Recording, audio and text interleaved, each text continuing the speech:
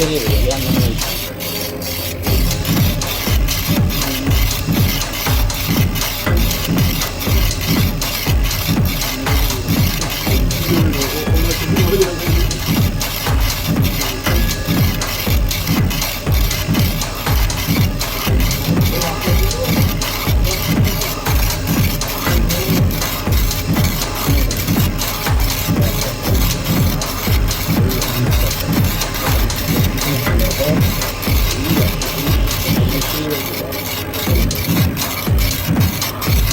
Tek tanımı mal bildirdim.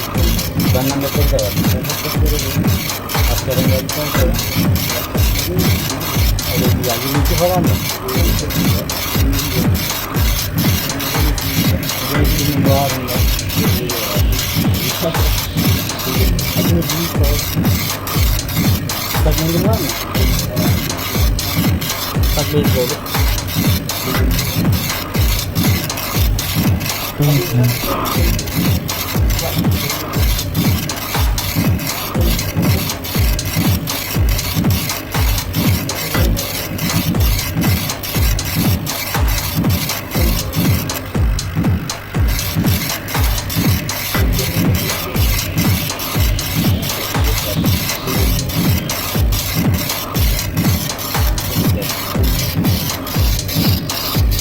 Durduk. Pes ettim.